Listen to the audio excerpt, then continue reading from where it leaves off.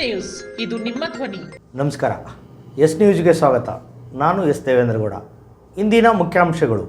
ಕರ್ನಾಟಕದ ಮೊದಲ ಹಂತದ 14 ಕ್ಷೇತ್ರಗಳ ಮತದಾನ ಮುಕ್ತಾಯ. ಏಪ್ರಿಲ್ 28ರಂದು ಸಿಂಧನೂರಿಗೆ ಸಿಎಂ ಡಿಸಿಎಂ ಆಗಮನ. ಶಾಸಕ ಕುರುಗೊಳಬ್ಬಾದಲ್ಲಿ ಅನುಭವಿಸಿದ್ದು ಸಾಕು, ಬದಲಿಸುವ ಕಾಲ ಬಂದಿದೆ. ಎಸ್ ದೇವೇಂದ್ರಗೌಡ. ಬಿಜೆಪಿ ಅಭ್ಯರ್ಥಿ ಪರ ವೆಂಕಟರಾವ್ ನಾಡಗೌಡ ಮತ್ತು ಕೆ ವಿರೂಪಾಕ್ಷಪ್ಪ ಮತಯಾಚನೆ. ಪೋಸ್ಟ್ ಮಾರ್ಟಮ್ ಮಾಡಲು ಸರ್ಕಾರಿ ಆಸ್ಪತ್ರೆಯಲ್ಲಿ ಲಂಚ. ಕೃಷಿ ಕೂಲಿಕಾರ್ ಸಂಘಟನೆಯಿಂದ ಪ್ರತಿಭಟನೆ. ವಾರ್ತೆಗಳ ವಿವರ.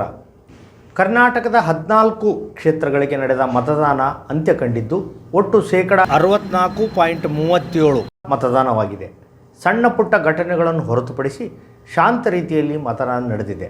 ಒಂದು ಕಡೆ ಮತಕೇಂದ್ರ ಧ್ವಂಸ ಹಾಗೂ ಮತದಾನ ಬಹಿಷ್ಕಾರ ಹಾಗೂ EVMಗಳ ತೊಂದರೆ ಆದ ವರದಿ ಇದೆ. ಘಟಾನುಘಟಿ ರಾಜಕಾರಣಿಗಳ ಭವಿಷ್ಯ ಮತಪೆಟ್ಟಿಗೆಯಲ್ಲಿ ಭದ್ರವಾಗಿದೆ. 14 ಕ್ಷೇತ್ರಗಳ ಮೊದಲ ಹಂತದ ಚುನಾವಣೆಯಲ್ಲಿ ಉಡುಪಿಯಲ್ಲಿ 73% ಮತದಾನ, 2019ರಲ್ಲಿ 76.007% ಮತದಾನವಾಗಿತ್ತು.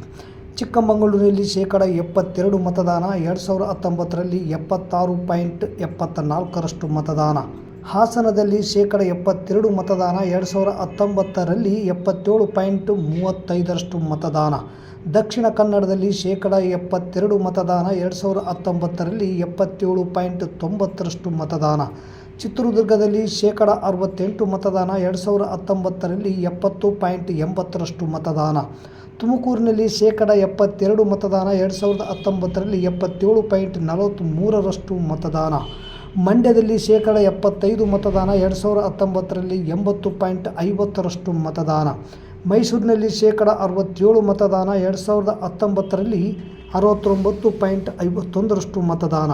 ಚಾಮರಾಜನಗರದಲ್ಲಿ 70% ಮತದಾನ, 2019ರಲ್ಲಿ 75.35% ಮತದಾನ. ಚಿಕ್ಕಬಳ್ಳಾಪುರದಲ್ಲಿ 72% ಮತದಾನ, 2019ರಲ್ಲಿ 76.74% ಮತದಾನ. ಕೋಲಾರದಲ್ಲಿ 73% ಮತದಾನ, 2019ರಲ್ಲಿ 77.25% ಮತದಾನ. ಬೆಂಗಳೂರು ಗ್ರಾಮಾಂತರದಲ್ಲಿ 61.78% ಮತದಾನ, 2019ರಲ್ಲಿ 64.98% ಮತದಾನ. ಬೆಂಗಳೂರು ಉತ್ತರದಲ್ಲಿ 2019ರಲ್ಲಿ 54.32% ಮತದಾನ. ಬೆಂಗಳೂರು ದಕ್ಷಿಣದಲ್ಲಿ 50.49% ಮತದಾನ, 2019ರಲ್ಲಿ 53.70% ಮತದಾನ ಆಗಿದೆ. ಒಟ್ಟು 64.37% ಮತದಾನ ಆಗಿದೆ. 14 ಕ್ಷೇತ್ರದಲ್ಲಿ ಯಾರು ಎಷ್ಟು ಕ್ಷೇತ್ರ ಪಡೆಯುತ್ತಾರೆ, ಗೆಲುವು ಯಾರಿಗೆ ತಿಳಿಯಲು ಜೂನ್ 4ರವರೆಗೆ ಕಾಯಬೇಕು. ಏಪ್ರಿಲ್ 28ರಂದು ಸಿಎಂ ಸಿದ್ದರಾಮಯ್ಯ ಹಾಗೂ DCM DK ಶಿವಕುಮಾರ್ ಮತ್ತು ಇನ್ನಿತರ ಸಚಿವರು, ಪಕ್ಷದ ಮುಖಂಡರು ಸಿಂಧನೂರಿಗೆ ಆಗಮಿಸುವರು. ಲೋಕಸಭಾ ಚುನಾವಣೆ ಪ್ರಯುಕ್ತ ಅಂದು ಸಂಜೆ 6 ಗಂಟೆಗೆ ಬಹಿರಂಗ ಸಮಾವೇಶದಲ್ಲಿ ಭಾಗವಹಿಸಿ ಕಾಂಗ್ರೆಸ್ ಅಭ್ಯರ್ಥಿ ರಾಜಶೇಖರ್ ಹಿಟ್ನಾಳ್ ಪರ ಮತಯಾಚನೆ ಮಾಡಲಿದ್ದಾರೆ ಎಂದು ಶಾಸಕರಾದ ಹಂಪನಗೌಡ ಬಾದರ್ಲಿ ಅವರು ಹೇಳಿದರು. ನಗರದ ಪತ್ರಿಕಾ ಭವನದಲ್ಲಿ ಪತ್ರಿಕಾಗೋಷ್ಠಿಯನ್ನು ಉದ್ದೇಶಿಸಿ ಮಾತನಾಡಿದ ಅವರು, ನಗರದ PWD ಕ್ಯಾಂಪಿನ ಜೂನಿಯರ್ ಕಾಲೇಜ್ ಆವರಣದಲ್ಲಿ ಬಹಿರಂಗ ಸಭೆ ನಡೆಯಲಿದೆ. ಈ ಸಮಾವೇಶದಲ್ಲಿ ಸುಮಾರು 50,000 ಜನರು ಸೇರುವ ನಿರೀಕ್ಷೆ ಇದೆ. ನಮ್ಮ ಕಾಂಗ್ರೆಸ್ ಪಕ್ಷದ ಗ್ಯಾರಂಟಿಗಳೇ ನಮ್ಮ ಪಕ್ಷದ ಅಭ್ಯರ್ಥಿಗಳ ಗೆಲುವಿಗೆ ಕಾರಣವಾಗುತ್ತದೆ. ರಾಜಶೇಖರ್ ಹಿಟ್ನಾಳ್ ಸುಮಾರು 50,000 ಮತಗಳ ಅಂತರದಿಂದ ಗೆಲುವು ಸಾಧಿಸಲಿದ್ದಾರೆ ಎಂದು ವಿಶ್ವಾಸ ವ್ಯಕ್ತಪಡಿಸಿದರು. ಯಾರೇ ಆಗಲಿ ವೈಯಕ್ತಿಕವಾಗಿ ಅವಹೇಳನ ಮಾತುಗಳನ್ನು ಆಡಬಾರದು.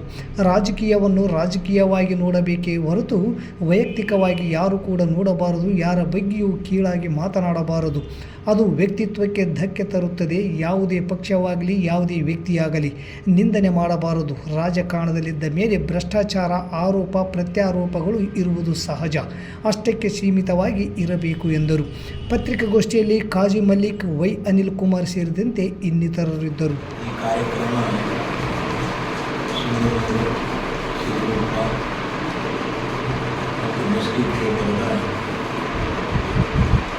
ಕಾರ್ಯಕ್ರಮದಲ್ಲಿ ಶಾಸಕರು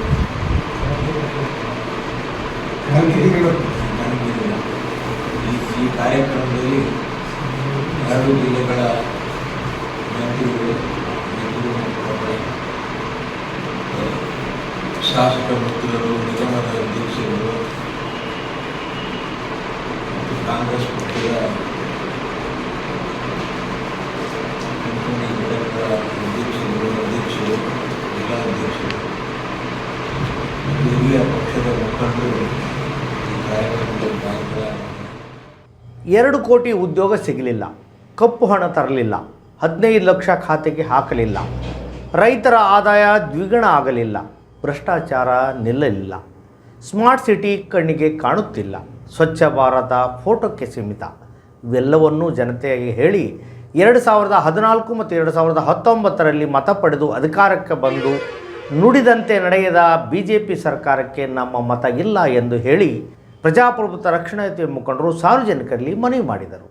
ನಗರದ ಬಡಿಬೇಸ್ ಕಾಲೋನಿಯ ಟಿಪ್ಪು ಸುಲ್ತಾನ್ ಚೌಕ್ನಲ್ಲಿ ಸಾರ್ವಜನಿಕರನ್ನು ಉದ್ದೇಶಿಸಿ ಮಾತನಾಡಿದ ನಾಗರಾಜ್ ಪೂಜಾರ್, ಎಸ್ ದೇವೇಂದ್ರಗೌಡ, ಶಂಕರ್ ಗುರಿಕಾರ್, ಅಹಮದ್ ಪಾಷಾ ಮಾತನಾಡಿ, ಭ್ರಷ್ಟಾಚಾರ ನಿರ್ಮೂಲನೆ, ಕಪ್ಪು ಹಣ ತರುತ್ತೇವೆ ಎಂದು ದೇಶದ ಜನರಿಗೆ ಹೇಳಿ ಮತ ಪಡೆದ ನರೇಂದ್ರ ಮೋದಿ ನೇತೃತ್ವದ BJP ಸರ್ಕಾರ ಇದರಲ್ಲಿ ಯಾವುದನ್ನೂ ಈಡೇರಿಸಿಲ್ಲ.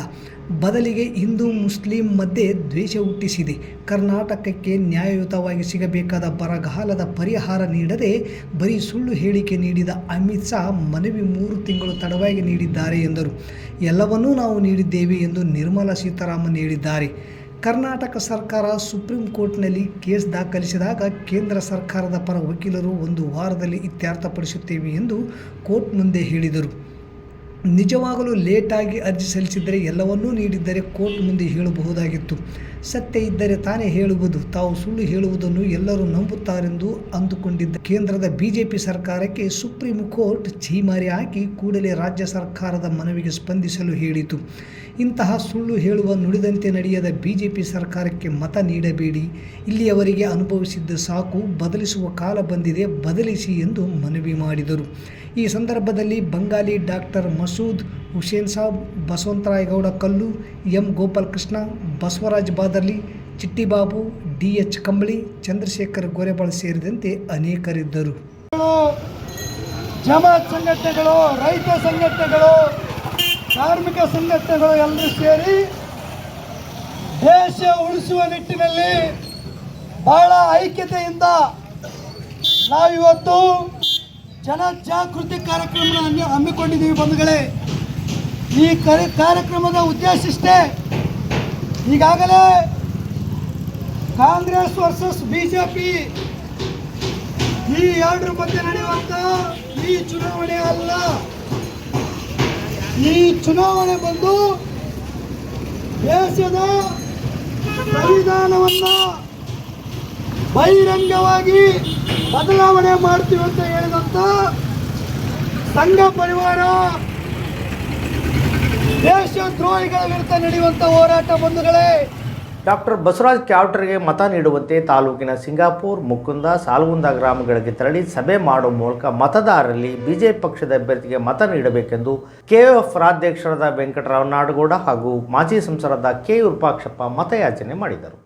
ಕೊಪ್ಪಳ ಲೋಕಸಭಾ ಚುನಾವಣೆ ಹಿನ್ನೆಲೆಯಲ್ಲಿ ನಮ್ಮ ಸಿಂಧನೂರು ವಿಧಾನಸಭಾ ಕ್ಷೇತ್ರದ ಸಿಂಗಾಪುರ, ಮುಕುಂದ, ಹುಡಾ, ಸಾಸಲಮರಿ, ಮಲ್ಕಾಪುರ್, ಲೌಡ್ಕುಂದ, ಸಾಲ್ಗುಂದ ಗ್ರಾಮದಲ್ಲಿ ನಮ್ಮ BJP ಪಕ್ಷದ ಅಭ್ಯರ್ಥಿಯಾದ ಡಾಕ್ಟರ್ ಬಸವರಾಜ್ ಕ್ಯಾವಟರ್ ಅವರಿಗೆ ಮತ ನೀಡುವಂತೆ ಅವರ ಪರವಾಗಿ ಮತಯಾಚನೆ ನಡೆಸಲಾಯಿತು. KOF ರಾಜ್ಯಾಧ್ಯಕ್ಷರು, ಮಾಜಿ ಸಚಿವರು ಸನ್ಮಾನ್ಯ ಶ್ರೀ ವೆಂಕಟನಾಡಗೌಡರು ಹಾಗೂ ಮಾಜಿ ಸಂಸದರಾದ ಶ್ರೀ K ವಿರೂಪಾಕ್ಷಪ್ಪ ಸಭೆಯಲ್ಲಿ ಸೇರಿದ ಸಾರ್ವಜನಿಕರಲ್ಲಿ ಮನವಿ ಮಾಡಿಕೊಂಡರು. ಈ ಸಂದರ್ಭದಲ್ಲಿ BJP ಮತ್ತು JDS 2 ಪಕ್ಷದ ಮುಖಂಡರು ಹಾಗೂ ಕಾರ್ಯಕರ್ತರು ಭಾಗಿಯಾಗಿದ್ದರು. ಪ್ರತಿ ಮನೆಗೂ ಕೂಡ ನಳದ ಮೂಲಕ ಕುಡಿಯೋ ನೀರು ಕೊಡಬೇಕು ಅನ್ನೋದು ನರೇಂದ್ರ ಮೋದಿ ಯೋಜನೆ. ಅದು ರಾಜ್ಯ ಸರ್ಕಾರದ ಯೋಜನೆ ಅಲ್ಲ, ಅದು ಕೇಂದ್ರ ಸರ್ಕಾರ ಕೊಟ್ಟಿರ್ತಕ್ಕಂಥ ಯೋಜನೆ. ಮತ್ತು ಆಯುಷ್ಮಾನ್, ನಿಮ್ಮ ಶೌಚಾಲಯ, ಮನೆ ಮನೆಗೆ ಶೌಚಾಲಯ ನರೇಂದ್ರ ಮೋದಿ ಕಾರ್ಯಕ್ರಮ ಅದು. ಇವತ್ತು ಆಯುಷ್ಮಾನ್ ಯೋಜನೆ, ನಿಮ್ಮ ಮನೆಯಲ್ಲಿ ಯಾರಿಗಾದರೂ ಏನಾದರೂ ಆರೋಗ್ಯ ಕೆಟ್ಟರೆ ಆಸ್ಪತ್ರೆಗೆ ಖರ್ಚು ಮಾಡಬೇಕು ಅಂದರೆ 5 ಲಕ್ಷವರೆಗೂ ಕೂಡ ಕೇಂದ್ರ ಸರ್ಕಾರ ನಿಮಗೆ ಕೊಡುತ್ತೆ. ಸರ್ಕಾರಿ ಆಸ್ಪತ್ರೆಯಲ್ಲಿ ಶವದ ಮರಣೋತ್ತರ ಪರೀಕ್ಷೆ ಮಾಡಲು ಲಂಚ ಪಡೆದಿದ್ದನ್ನು ಖಂಡಿಸಿ ಕರ್ನಾಟಕ ಪ್ರಾಂತ ಕೃಷಿ ಕೂಲಿಕಾರ ಸಂಘದಿಂದ ಆಸ್ಪತ್ರೆ ಮುಂದೆ ಪ್ರತಿಭಟನೆ ನಡೆಸಿ ಸಿಬ್ಬಂದಿ ಅಮಾನತಿಗೆ ಆಗ್ರಹ ಮಾಡಿದರು. ತಾಲೂಕಿನ ಕೆಂಗಲ್ ಗ್ರಾಮದ ಮಹಿಳೆ ಅಂಬಮ್ಮ ಗಂಡ ಹನುಮಂತರಾಯ್ ಅವರ ಆರೋಗ್ಯ ಸರಿಯಿಲ್ಲದ ಕಾರಣ ಧಡೆಸೂಗೂರು ಸರ್ಕಾರಿ ಆಸ್ಪತ್ರೆಗೆ ಚಿಕಿತ್ಸೆಗೆಂದು ಕರೆದುಕೊಂಡು ಹೋಗುವಾಗ ಮೂರ್ಛೆ ಬಂದು ಧಡೆಸೂಗೂರು ಗ್ರಾಮದಲ್ಲಿರುವ ಚೆಕ್ ಪೋಸ್ಟ್ ಬಳಿ ಸಾವನ್ನಪ್ಪಿದ್ದಾಳೆ. ವಿಷಯ ತಿಳಿದು ಕುಟುಂಬಸ್ಥರು ತಾಲೂಕಾ ಸರ್ಕಾರಿ ಆಸ್ಪತ್ರೆಗೆ ಮರಣೋತ್ತರ ಪರೀಕ್ಷೆಗಾಗಿ ಶವವನ್ನು ತಂದಿದ್ದಾರೆ. ಆಗ ಆಸ್ಪತ್ರೆಯ ಸಿಬ್ಬಂದಿ ಮಂಜುನಾಥ್ ಶವವನ್ನು ಮರಣೋತ್ತರ ಪರೀಕ್ಷೆ ಮಾಡಲು 2,000 ರೂಪಾಯಿ ಲಂಚ ಕೇಳಿದ್ದಾನೆ. ಕುಟುಂಬಸ್ಥರು 1,500 ರೂಪಾಯಿ ನೀಡಿದ್ದಾರೆ. ನನಗೆ 2,000 ರೂಪಾಯಿ ಕೊಟ್ಟರೆ ಪೋಸ್ಟ್ ಮಾರ್ಟಮ್ ಮಾಡುವೆ, ಇಲ್ಲದಿದ್ದರೆ ಇಲ್ಲ ಎಂದು ವಾದಕ್ಕೆ ಇಳಿದಿದ್ದಾನೆ. ಕುಟುಂಬಸ್ಥರ ಹಾಗೂ ಕರ್ನಾಟಕ ರಾಜ್ಯ ಪ್ರಾಂತ ಕೃಷಿ ಕೂಲಿಕಾರರ ಸಂಘ ಮುಖಂಡರ ಗಮನಕ್ಕೆ ತಂದಾಗ ಸಂಘದ ಮುಖಂಡರಾದ ಅಪ್ಪಣ್ಣ ಕಾಂಬಳೆ ಆಸ್ಪತ್ರೆಗೆ ಬಂದು ಸರ್ಕಾರಿ ಆಸ್ಪತ್ರೆ ಉಚಿತವಾಗಿ ಪೋಸ್ಟ್ ಮಾರ್ಟಮ್ ಮಾಡಬೇಕು, ಲಂಚ ಕೇಳುವುದು ಸರಿಯಲ್ಲ ಎಂದಾಗ ನನಗೆ 2,000 ಹಣ ಕೊಡಬೇಕು ಎಂದಾಗ ಜಗಳ ನಡೆದಿದೆ. ಆಗ ನೀವು ಹಣ ಕೊಡುವ ತನಕ ನನ್ನ ಕೆಲಸ ಮಾಡುವುದಿಲ್ಲ ಎಂದು ಸಿಬ್ಬಂದಿ ಮಂಜುನಾಥ್ ಹೇಳಿದಾಗ ಅನಿವಾರ್ಯವಾಗಿ ಸಂಘಟನೆಯ ಮುಖಂಡರು ಹಾಗೂ ಮರಣ ಹೊಂದಿದ ಮಹಿಳೆಯ ಕುಟುಂಬಸ್ಥರು ಆಸ್ಪತ್ರೆ ಮುಂದೆ ಸಿಬ್ಬಂದಿಯನ್ನು ಕೆಲಸದಿಂದ ವಜಾಗೊಳಿಸಲು ಆ ಮುಂಭಾಗದಲ್ಲಿ ಪ್ರತಿಭಟನೆ ನಡೆಸಿದರು. ವಿಷಯ ತಿಳಿದು doctor DHO Surendra Babu, doctor Nagaraj Katwa ಬಂದು ಸಿಬ್ಬಂದಿ ಲಂಚ ತೆಗೆದುಕೊಂಡಿದ್ದು ತಪ್ಪು, ಲಂಚ ತೆಗೆದುಕೊಂಡ ಸಿಬ್ಬಂದಿ ಮಂಜುನಾಥನನ್ನು ಕೆಲಸದಿಂದ ತೆಗೆದು ಹಾಕುವುದಾಗಿ ಭರವಸೆ ನೀಡಿದ ಮೇಲೆ ಪ್ರತಿಭಟನೆ ವಾಪಸ್ ಪಡೆದರು. ಮರಣೋತ್ತರ ಪರೀಕ್ಷೆಯ ನಂತರ ಮೃತದೇಹವನ್ನು ಕುಟುಂಬಸ್ಥರಿಗೆ ನೀಡಲಾಯಿತು.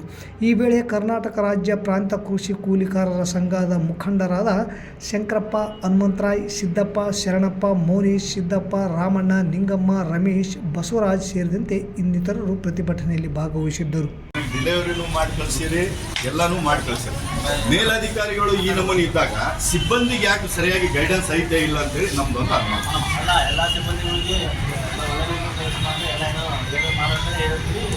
ಇದು ಸರ್, ಈಗ ಮೊನ್ನೆ ಒಂದು ವಿಡಿಯೋ ನೋಡಿದೆ, ಅಲ್ಲಿ ವಿಡಿಯೋ ಮಾಡಿ 4,000 ರೂಪಾಯಿ ಲಂಚ ಕೇಳ್ಯಾರ ಅಂತೇಳಿ ಅದೊಂದು ವಿಡಿಯೋ ನೋಡಿದೆ. ಅದು ಆದ ನಂತರ ಆಗಿಲ್ಲ, ಇನ್ನು 4 ದಿವಸ ಆಗಿಲ್ಲ.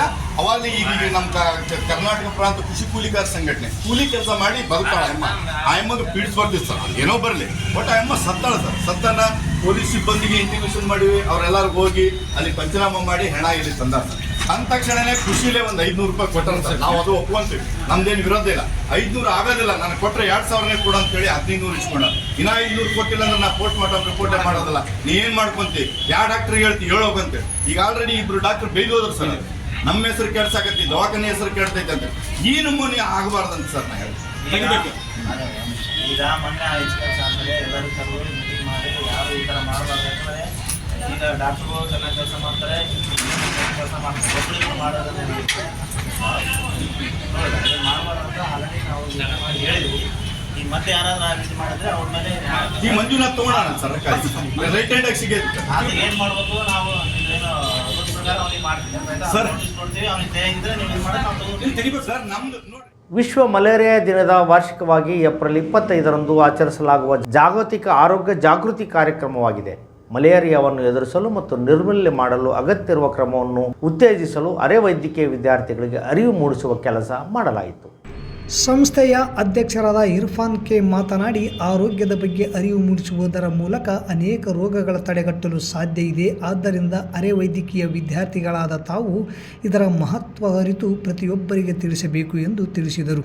2024ನೇ ಸಾಲಿನ ವಿಶ್ವ ಮಲೇರಿಯಾ ದಿನದ ಥೀಮ್ ಹೆಚ್ಚು ಸಮಾನ ಜಗತ್ತಿಗೆ ಮಲೇರಿಯಾ ವಿರುದ್ಧದ ಹೋರಾಟವನ್ನು ವೇಗಗೊಳಿಸುವುದು ಎಂಬ ಥೀಮ್ನ ಆಧರಿಸಿ ನರ್ಸಿಂಗ್ ಪ್ರಾಂಶುಪಾಲರಾದ ಸಿರಿಲ್ ಮಾತನಾಡಿ, ರೋಗ ತಡೆಗಟ್ಟುವ ವಿಧಾನದ ಮಲೇರಿಯಾ ರೋಗ ತಡೆಗಟ್ಟುವಿಕೆ ಕೆಳಗಿನ ಕ್ರಮಗಳು ಸೊಳ್ಳೆ ಕಡಿತದ ಅಪಾಯವನ್ನು ಕಡಿಮೆ ಮಾಡಲು ಸಹಾಯ ಮಾಡುತ್ತದೆ.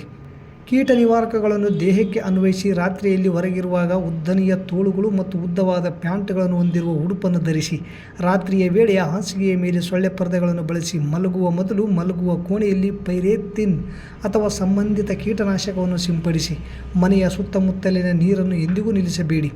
ನೀರಿನ ತೊಟ್ಟಿಗಳನ್ನು ಯಾವಾಗಲೂ ಮುಚ್ಚಳದಿಂದ ಮುಚ್ಚಿ ಎಂದು ತಿಳಿಸಿದರು.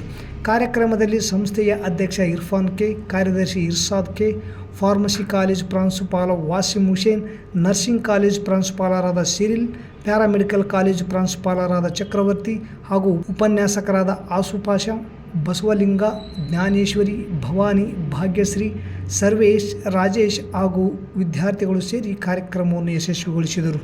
ಹೆಚ್ಚು ಸಮಾನತೆಯ ಜಗತ್ತಿಗೆ ಮಲೇರಿಯಾದ ವಿರುದ್ಧ ಹೋರಾಟವನ್ನು ತೀವ್ರಗೊಳಿಸೋದು ಅಂತ.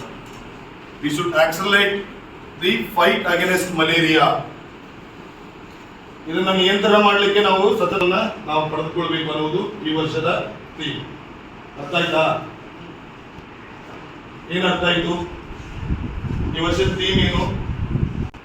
ಹುಬ್ಬಳ್ಳಿಯ BVB ಕಾಲೇಜ್ ಕ್ಯಾಂಪಸ್ನಲ್ಲಿ ಹಾಡಗಲ್ಲಿ ನಡೆದ ನೇಹಾ ಹಿರೇಮಠ ಅವರ ಬರ್ಬರ ಕೊಲೆ ಘಟನೆಯನ್ನು ಖಂಡಿಸಿ ಕೂಡಲೇ ತಪ್ಪಿತಸ್ಥರಿಗೆ ಶಿಕ್ಷೆ ವಿಧಿಸಬೇಕು ಹಾಗೂ ತಾಲೂಕಿನ RH ಕ್ಯಾಂಪ್ 3ರಲ್ಲಿ ಯುವತಿಗೆ ಪ್ರೀತಿಸುವಂತೆ ಕಿರುಕುಳ ನೀಡಿ ಇದನ್ನು ಪ್ರತಿರೋಧಿಸಿದ ಯುವತಿಯ ಪಾಲಕರ ಮೇಲೆ ಹಲ್ಲೆ ಮಾಡಿರುವ ಆರೋಪಿಯನ್ನು ಕೂಡಲೇ ಬಂಧಿಸುವಂತೆ ಒತ್ತಾಯಿಸಿ ಅಮ್ಮ ಜನಸೇವಾ ಟ್ರಸ್ಟ್ ವತಿಯಿಂದ ತಹಸೀಲ್ದಾರ್ ಮೂಲಕ ರಾಜ್ಯಪಾಲರಿಗೆ ಮನವಿ ಸಲ್ಲಿಸಲಾಯಿತು.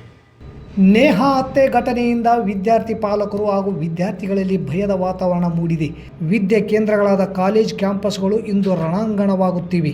ಈ ಕೂಡಲೇ ಪೊಲೀಸ್ ಇಲಾಖೆ ಕಟ್ಟುನಿಟ್ಟಿನ ಕ್ರಮಕ್ಕೆ ಮುಂದಾಗಬೇಕು. ಅಲ್ಲದೆ ಸಿಂಧನೂರು ತಾಲೂಕಿನ RH ಕ್ಯಾಂಪ್ 3ರಲ್ಲಿ ಯುವಕನೊಬ್ಬ ಯುವತಿಯನ್ನು ಪ್ರೀತಿ ಮಾಡಲು ನಿರಾಕರಿಸಿದ ಕಾರಣಕ್ಕೆ ಯುವತಿಯ ಮೇಲೆ ಹಲ್ಲೆ ಮಾಡಿದ್ದಲ್ಲದೆ ಆಕೆಯ ತಂದೆ ಮತ್ತು ತಾಯಿಯ ಮೇಲೆ ಹಲ್ಲೆ ಮಾಡಿರುವುದು ಆತಂಕಕಾರಿ ಸಂಗತಿಯಾಗಿದೆ. ಈ ಕೂಡಲೇ ತಪ್ಪಿತಸ್ಥ ಯುವಕನನ್ನು ಬಂಧಿಸಿ ಕಠಿಣ ಕ್ರಮ ಜರುಗಿಸಬೇಕು ಎಂದು ಟ್ರಸ್ಟ್ನವರು ಮನವಿ ಮಾಡಿದ್ದಾರೆ.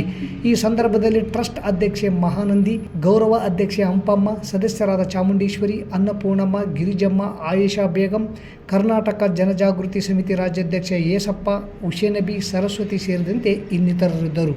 ತಾಲೂಕಾ ಗ್ರಾಮೀಣ ಬ್ಲಾಕ್ ಕಾಂಗ್ರೆಸ್ ಸಮಿತಿಯ ಮಹಿಳಾ ಘಟಕದ ನೂತನ ಅಧ್ಯಕ್ಷೆಯಾಗಿ CS ಲಲಿತಾ ಗಾಂಧಿನಗರ್ ಹಾಗೂ ST ವಿಭಾಗದ ಮಹಿಳಾ ನಗರ ಘಟಕದ ಅಧ್ಯಕ್ಷನಾಗಿ ಬಸಮ್ಮ ಶಿವಲಿಂಗಪ್ಪ ಇವರನ್ನು ನೇಮಕ ಮಾಡಲಾಗಿದೆ. ಶಾಸಕ ಹಂಪನಗೌಡ ಬಾದಲ್ ಅವರ ಶಿಫಾರಸಿನ ಮೇರೆಗೆ ಜಿಲ್ಲಾ ಕಾಂಗ್ರೆಸ್ ಸಮಿತಿ ಮಹಿಳಾ ಘಟಕದ ಅಧ್ಯಕ್ಷೆ ನಾಗವೇಣಿ ಪಾಟೀಲ್ ಅವರು ನೇಮಕ ಮಾಡಿದ್ದಾರೆ. ಶಾಸಕ ಹಂಪನಗೌಡ ಬಾದರ್ಲಿಯವರು ನೇಮಕದ ಆದೇಶ ಪತ್ರಗಳನ್ನು ನೂತನ ಅಧ್ಯಕ್ಷರಾದ CH ಲಲಿತಾ ಅವರಿಗೆ ನೀಡಿದರು. ಈ ಸಂದರ್ಭದಲ್ಲಿ ನಗರ ಯೋಜನಾ ಪ್ರಾಧಿಕಾರದ ಮಾಜಿ ಅಧ್ಯಕ್ಷ S ಶರಣೇಗೌಡ, ಕಾಂಗ್ರೆಸ್ ಮುಖಂಡರಾದ ವಿಶ್ವನಾಥ್ ಪಾಟೀಲ್, ವೀರೇಶ್ ಶಿಳ್ಳಿ, ಸಂಗೀತಾ ಸಾರಂಗಮಠ್ ಸೇರಿದಂತೆ ಇನ್ನಿತರರಿದ್ದರು. ಮತ್ತೊಮ್ಮೆ ಮುಖ್ಯಾಂಶಗಳು. ಕರ್ನಾಟಕದ ಮೊದಲ ಹಂತದ 14 ಕ್ಷೇತ್ರಗಳ ಮತದಾನ ಮುಕ್ತಾಯ. ಏಪ್ರಿಲ್ 28ರಂದು ಸಿಂಧನೂರಿಗೆ CM DCM ಆಗಮನ. ಶಾಸಕ ಹಂಪನಗೌಡ ಬಾದರ್ಲಿ. ಅನುಭವಿಸಿದ್ದು ಸಾಕು, ಬದಲಿಸುವ ಕಾಲ ಬಂದಿದೆ. S ದೇವೇಂದ್ರಗೌಡ.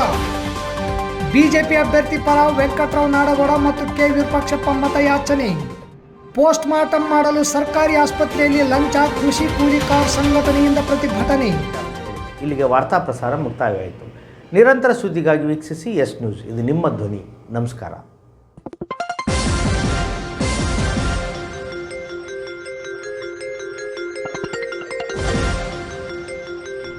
S news. ಇದು ನಿಮ್ಮ ಧ್ವನಿ.